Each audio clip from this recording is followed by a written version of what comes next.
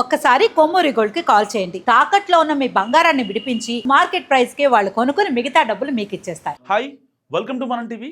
మనం టీవీ ఉన్నది మన కోసం. నేను మీ జర్నలిస్ట్ మనోజ్. మావోయిస్టులపై విష తూటాల ప్రయోగం. అదేంటి, ఆల్రెడీ మావోయిస్టులు చనిపోయారు, ఆపరేషన్ కగా స్టార్ట్ అయింది, చాలా పెద్ద ఎత్తున మావోయిస్టులు అందరూ ఇటు బ్యాక్ టు ఫామ్ వచ్చేస్తున్నారు, ప్రజల్లో కలిసిపోతున్నారు, జనారణ్యాల్లో ఎవరూ లేరు, సో కేవలం జనావాసాల్లోకి వచ్చేస్తున్నారు. అలా మరి ఇలాంటి టైంలో విష ప్రయోగం ఏంటి, తూటాల ప్రయోగం ఏంటి?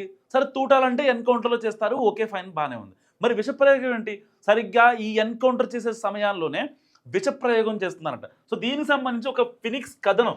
ఈ ఫినిక్స్ ఎవరయ్యా అంటే మావోయిస్టు అగ్రనేత ఫినిక్స్. సో ఈయన కథనం ప్రకారం ఒక కథనం రిలీజ్ చేశాడు. సో మావోయిస్ట్ ఆపరేషన్లో పాల్గొంటున్న భద్రతా బలగాలు విషపూరిత తూటాలు వాడుతున్నాయా, అంతర్జాతీయంగా నిషేధించిన రసాయన ఆయుధాలతో తలపడుతున్నాయా, జీవ రసాయన పదార్థాల వాడకం అంతర్గతంగా జరుగుతుందా? సో అంటే అవుననే సమాధానాలు వినిపిస్తున్నాయి మావోయిస్ట్ వర్గాల నుంచి. బేసిక్గా ఛత్తీస్గఢ్ గరియాబంద్ జిల్లా కుల్దీప్ ఘాట్ అడవుల్లో గతేడా జరిగిన ఎన్కౌంటర్ నుంచి బయటపడిన ఒక మావోయిస్ట్ అగ్రనేత ఫినిక్స్ పేరిట ఈ యొక్క రిపోర్టు ఇప్పుడు బయటకు వచ్చి సంచలనం క్రియేట్ చేస్తుంది. భద్రతా బలగాలు ప్రయోగించిన షెల్ ముక్కలు తగిలిన వారు కేవలం గాయాలతో కాకుండా, ఏదైతే వాళ్ళు అంటే బుల్లెట్స్ కాకుండా ఈ డమ్మీ బుల్లెట్స్ ఉంటాయి కదా, వాటిని ఫైర్ చేసినప్పుడు అవి తగిలిన తర్వాత గాయాలే కాకుండా నొప్పి అండ్ మంట భరించలేని బాధతో విలవిల్లాడుతూ, వినిపిస్తుందా? నొప్పి మంట భరించలేని బాధతో విలవిల్లాడుతూ తీవ్రమైన దాహంతో వాంతులు చేసుకునే పరిస్థితి వచ్చిందని ఆ కథనంలో పేర్కొన్నారు. అంటే ఒక రకంగా ఈ వెనమస్ షెల్లింగ్ ఏదైతే ఉందో ఒక రకంగా నరకం చూపించింది మావోయిస్టులకి. సో గరియాబాద్ అడవుల్లో గతేడాది మావోయిస్టులు భద్రతా బలగాలకు మధ్య జరిగిన భీకరమైన ఎన్కౌంటర్లో పక్కా సమాచారం, మావోయిస్టులు ఉన్నారనే పక్కా సమాచారంతో ఛత్తీస్గఢ్కు చెందిన డిస్ట్రిక్ట్ రిజర్వ్ గార్డ్స్తో పాటు ఒడిశా స్పెషల్ ఆపరేషన్ వాళ్ళు దాదాపుగా 400 మంది భద్రతా బలగాలు సంయుక్త ఆపరేషన్ నిర్వహించాయి. సో దాదాపుగా 48 గంటల పాటు ఎదురు కాల్పులు జరిపిన తర్వాత 16 మంది మావోయిస్టులు మరణించారట. సో ఆ 16 మంది మావోయిస్టులు బయటకు వచ్చిన తర్వాత ఎలా చనిపోయారు అంటే అతి దారుణంగా అనమాట. అంటే ఆల్మోస్ట్ ఎవరైనా మావోయిస్ట్ ఇప్పుడు సపోజ్ గడ్చిరోలిలోనో లేకపోతే ఎక్కడ మారేడుమిల్లిలోనో ఎన్కౌంటర్ జరిగింది. సపోజ్ ఎన్కౌంటర్ జరిగితే అగ్రనేతను చంపేయాలని ప్లాన్లో ఈ డిఆర్జీ బలగాలు ఉంటాయి, అవును కదా?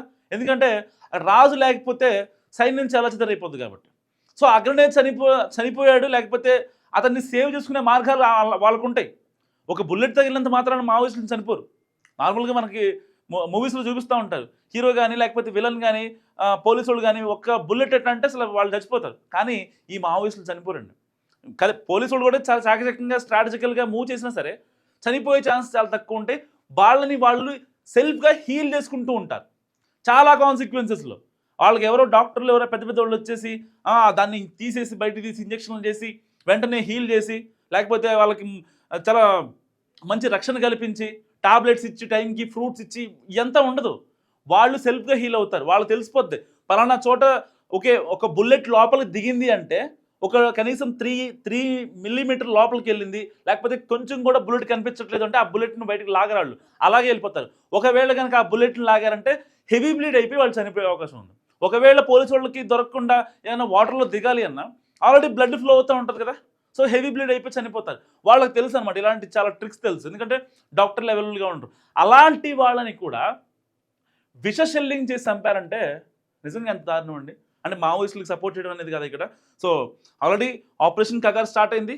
దానికి సంబంధించిన చాలామంది మావోయిస్టులు లొంగిపోతున్నారు, కొంతమంది వృద్ధాప్యంతో బాధపడుతున్నారు, కొంతమంది హెల్త్ ఇష్యూస్తో చాలామంది బయటకు వచ్చే పరిస్థితి లేదు.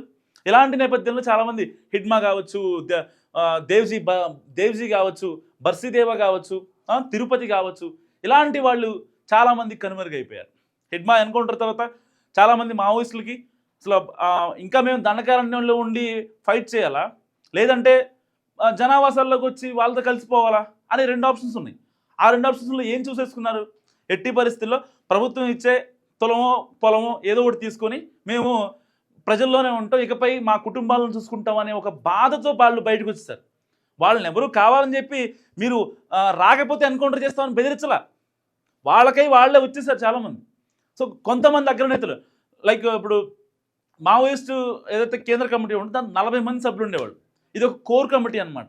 మనం లేఖలు చూస్తూ ఉంటాం కదా, ఆపరేషన్ వికల్ప్ అని కొన్ని లేఖలు వస్తూ ఉంటాయి, ఆపరేషన్ వారణాసి అని పేర్లు వస్తూ ఉంటాయి, లేకపోతే ఆపరేషన్ దేవ్జీ అని ఇలాంటి లేఖలు వస్తాయి కదా.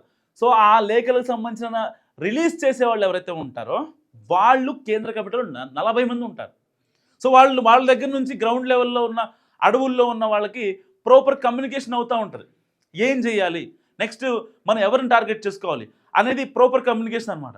మరి ఇలాంటి నేపథ్యంలో వాళ్ళే ప్రాపర్ కమ్యూనికేషన్ ఇవ్వాల్సిన వాళ్ళే 40 మంది నుంచి 4 మందికి వచ్చారంటే జస్ట్ ఇమాజిన్.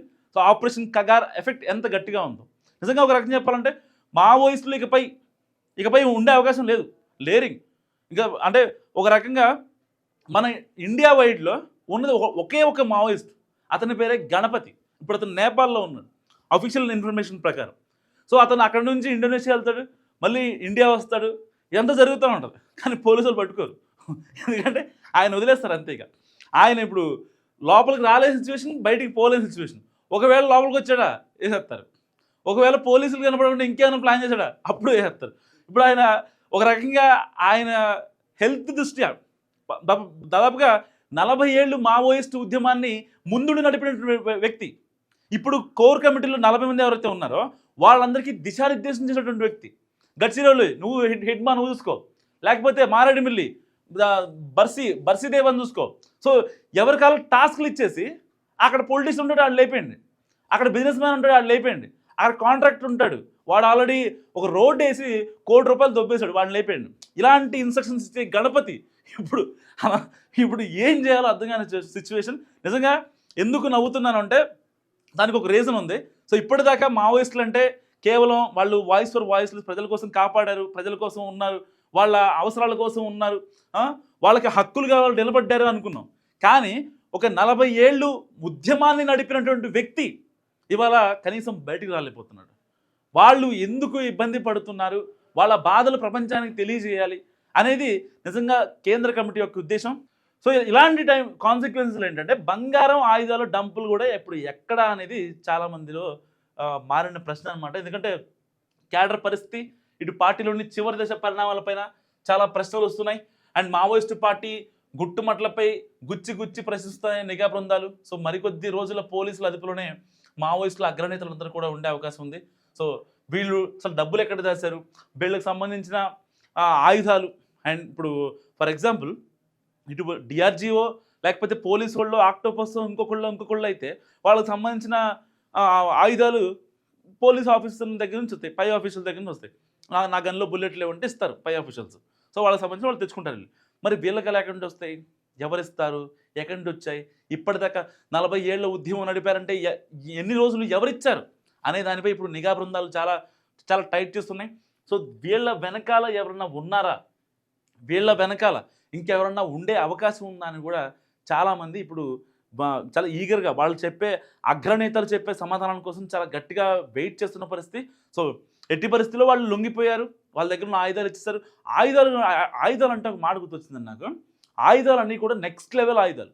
పోలీసు వాళ్ళ దగ్గర కూడా లేనటువంటి నెక్స్ట్ లెవెల్ వెపన్స్ మావోయిస్టుల దగ్గర ఉన్నాయి. సో ఆ ఆయుధాలన్నింటినీ వీళ్ళు స్వాధీనం చేసుకొస్తున్నారు. దాని తర్వాత మల్లోజుల వెంకటరమణ సో పెద్దపల్లికి ఇప్పుడు వెళ్ళారనమాట. 44 ఏళ్ల తర్వాత మల్లోజుల ఆయన పెద్దపల్లికి సొంత ఊరికి వెళ్ళారు. సో ఇలాంటి సందర్భాల్లో వచ్చిన ఈ 3 నెలల్లో వచ్చిన మావోయిస్టులు ఎవరైతే ఉన్నారో వాళ్ళంతా కూడా దాదాపుగా ఒక 20 ఏళ్ళు 25 ఏళ్ళు ఇంటి మొహం కూడా చూడనటువంటి మావోయిస్టులు చాలామంది ఉన్నారు. వాళ్ళందరూ ఇవాళ వాళ్ళ భార్య లేకపోతే పిల్లలతో వాళ్ళ అమ్మా నాన్నలతో సంతోషంగా ఉంటున్నారని చెప్పుకోవచ్చు. దీంట్లో మహిళా మావోయిస్టులు కూడా చాలామంది ఉన్నారు. సో మహిళా మావోయిస్టులు దాదాపుగా 15 మంది తెలంగాణ ఎస్ఐబి పోలీసులకు వాళ్ళ ఎదుట లొంగిపోయిన పరిస్థితి. సో వాళ్ళంతా కూడా కొంతమంది పెళ్ళిళ్ళకి రెడీ అవుతున్నారు, కొంతమందికి ఏదైనా ప్రభుత్వ సెక్టార్లోనే ఏదైనా జాబ్ చూసే పరిస్థితి కూడా రేవంత్ రెడ్డి గారి ప్రభుత్వం తీసుకుంటుంది.